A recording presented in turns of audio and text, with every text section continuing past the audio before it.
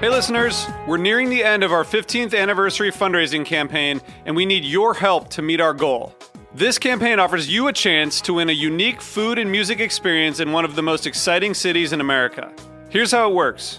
Donate to HRN and you'll be entered to win dinner for two and 2 tickets to a concert in one of 8 amazing cities: New York, Los Angeles, Philadelphia, Nashville, Las Vegas, Charleston, Ardmore, Pennsylvania, and Asheville. All donations support our work educating food system storytellers. And when you donate, you can choose one of those cities and you'll be entered to win dinner and 2 tickets to a show. So help us reach our goal and enter to win dinner and a show in the city of your choice. Check out heritageradionetwork.org/15 to donate and enter to win today. That's heritageradionetwork.org/15. Thank you.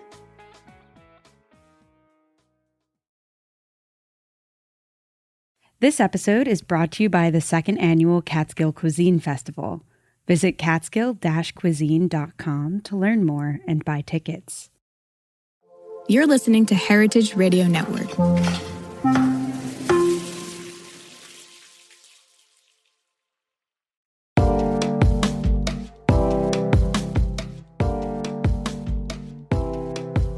Food sovereignty is a small slice of a larger pie that I think many Indigenous peoples are embarking upon to reclaim these land-based practices.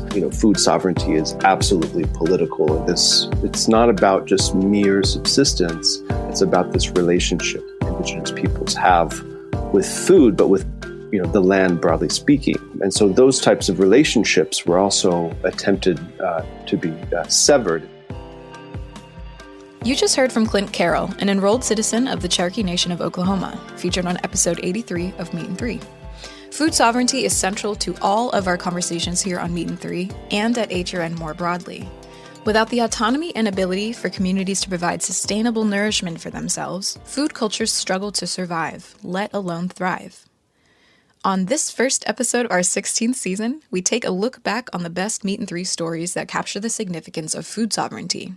From seed banks preserving indigenous crops to an urgent understanding of Israeli control of Palestinian food systems, cultural self-determination of foodways reveals itself as vital to maintaining rich and healthy food cultures across the world, now and in the future. I'm Taylor Early, and this is Meat and Three on HRN. Meat and Three. Meat and Three. Meat and Three. One meat, 3 sides. Food, news, and storytelling. A square meal. For your ears. Meat and Three.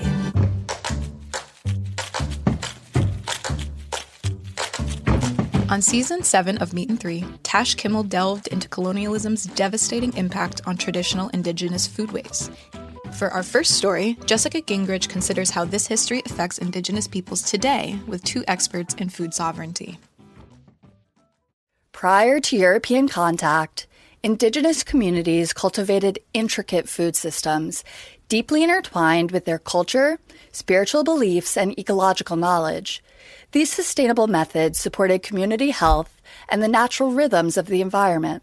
When America was founded, that food system was disrupted and people were removed from their homelands or traditional areas where they would have been harvesting, processing, farming, fishing, hunting.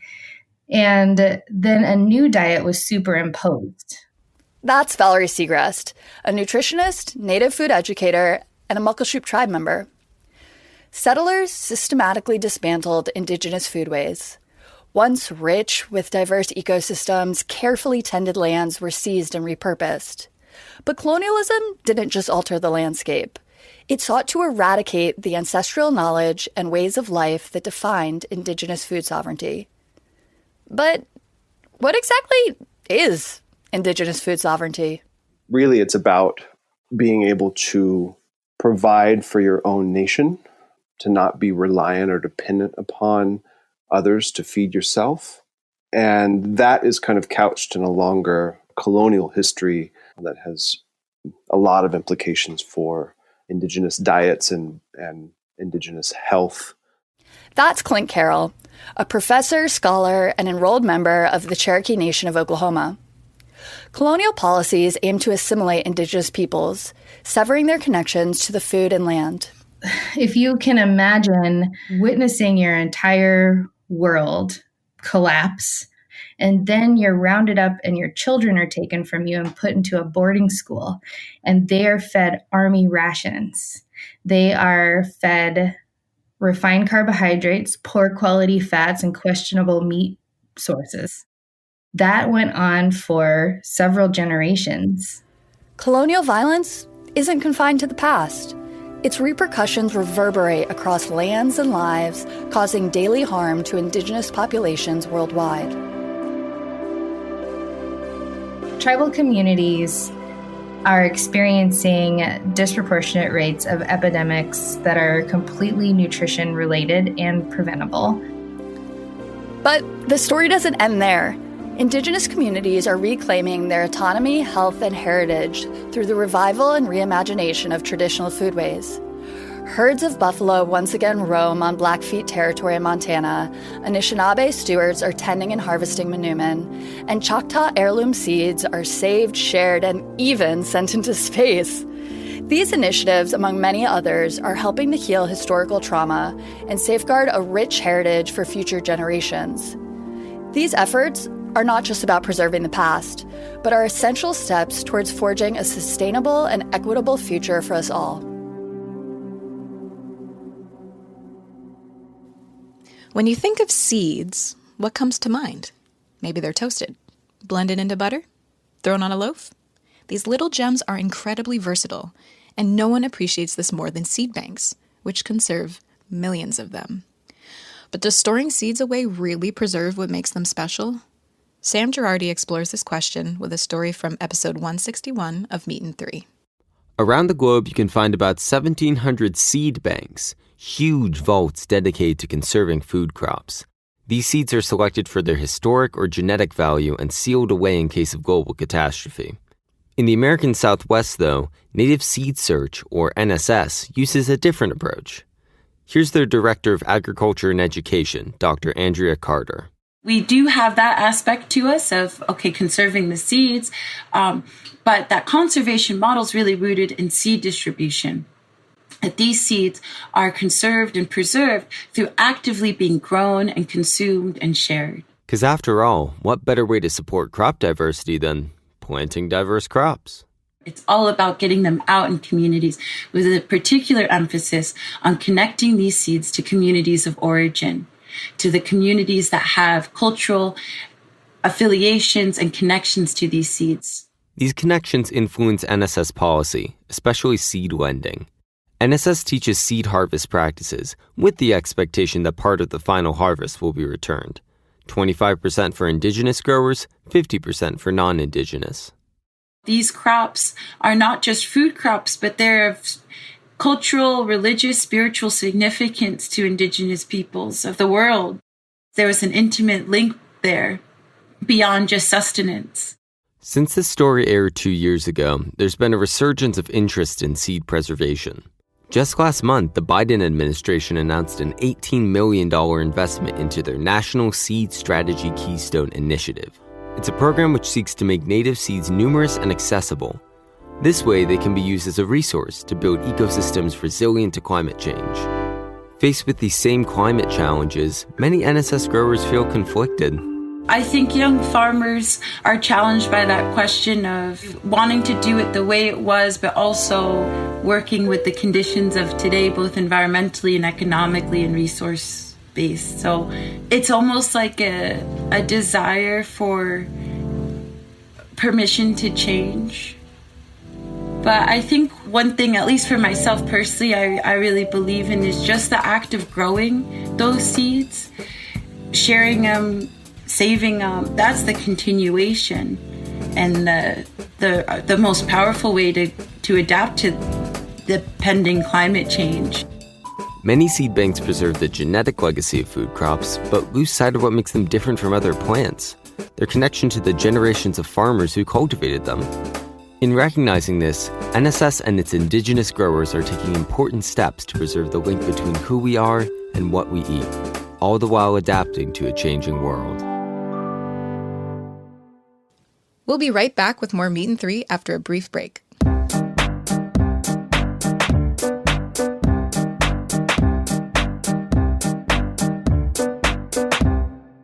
Gather your friends and family at the second annual Catskill Cuisine Festival, presented by the Sullivan Catskills Visitors Association, Bethel Woods Center for the Arts, and Resorts World Catskills.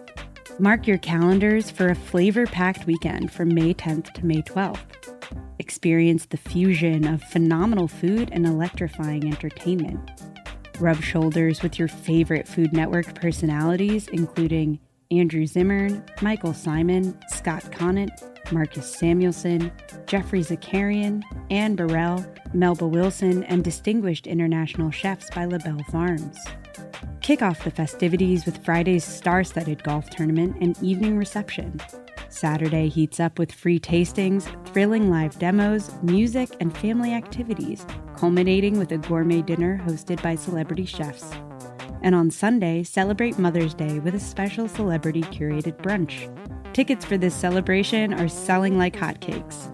Visit catskill-cuisine.com to grab your pass for this unforgettable weekend in the picturesque Catskills. See you there! Welcome back to Meat and Three. There's a short list of things that allow cultures to self-identify.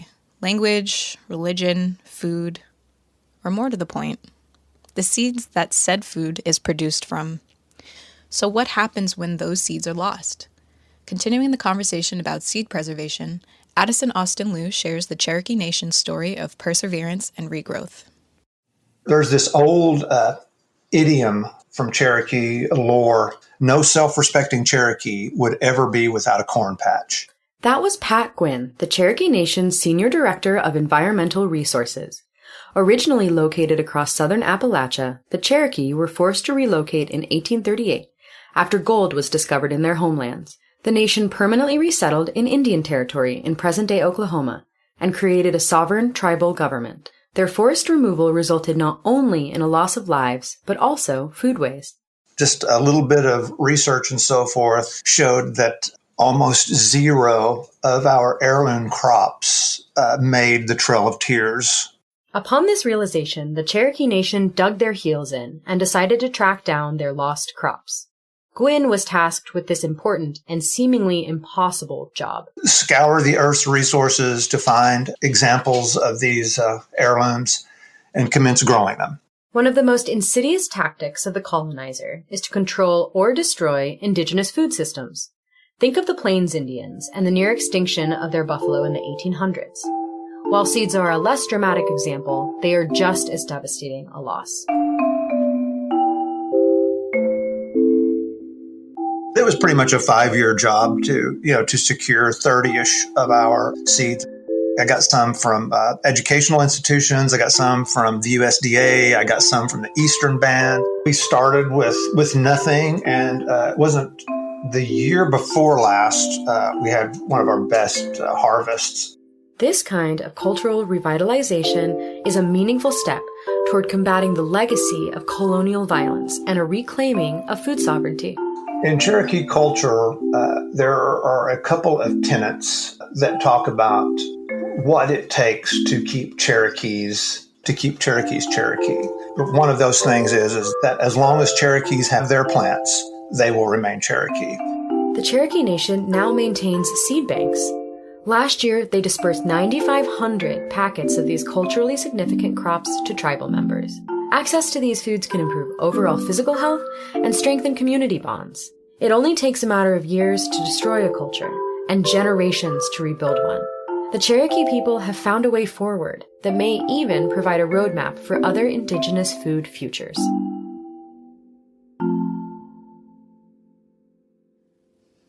The best food media has the potential to place a mirror to our world, especially who has power and how they wield it.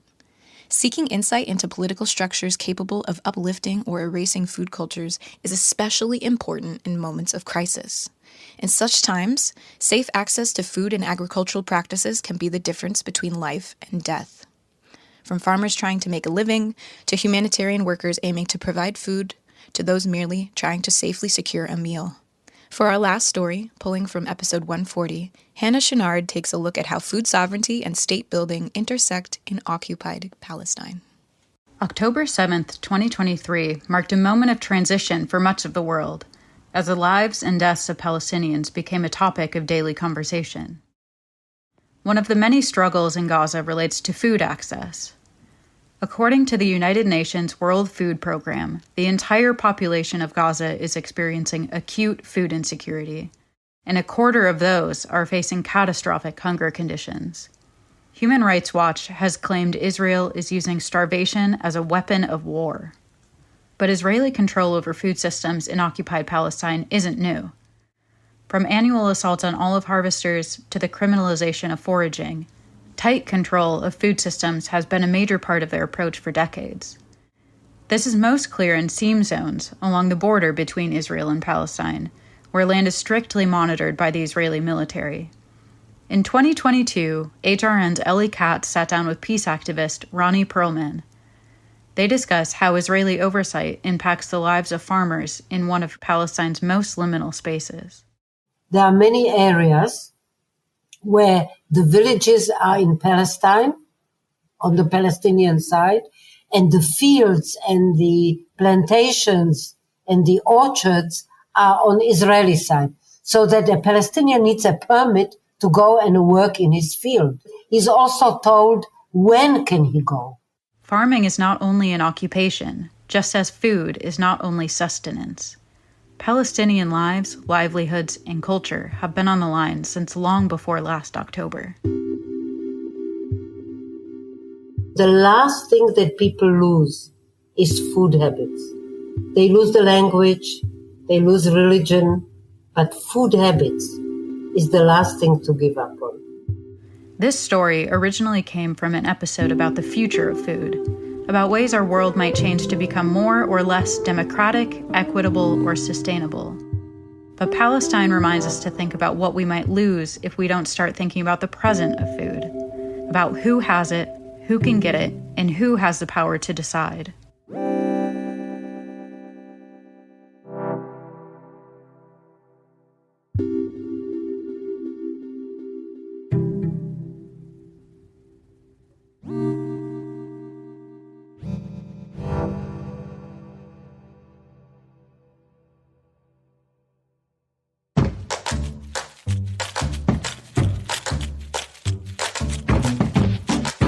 That's our show. Thanks for listening. Learn more about the guests and topics we touched on this week by checking out our show notes. This episode of Meat and Three was reported by Jessica Gingrich, Sam Girardi, Addison Austin Liu, and Hannah Chenard. Our lead producer on this episode was Elizabeth Fisher, with support from Sophia Hooper. Meat and Three is produced by H. Conley and me, Taylor Early. Our audio engineer for this episode is H. Conley. Our theme song was composed by Breakmaster Cylinder. This program is supported in part by public funds from the New York City Department of Cultural Affairs in partnership with the City Council. Meat and Three is powered by Simplecast. Meat and Three is a production of Heritage Radio Network, the world's pioneer food radio station. Learn more at heritageradionetwork.org and follow us at heritage_radio. And please stay in touch. Whether you have a story idea or just like to say hey, write us at ideas@meetand3.nyc, and that's all spelled out. Hey everybody, I'm Nick Layton. And I'm Leah Bottima. And we're the hosts of Were You Raised by Wolves? Each week we try to make the world a kinder, nicer place. Well, that's the idea, at least. I mean, we try. Have you ever wondered what to do if you're ghosted? Or what to do when a friend asks you to borrow money? Or the proper way to eat Cheetos? You know, the big questions. So please find Were You Raised by Wolves wherever you listen.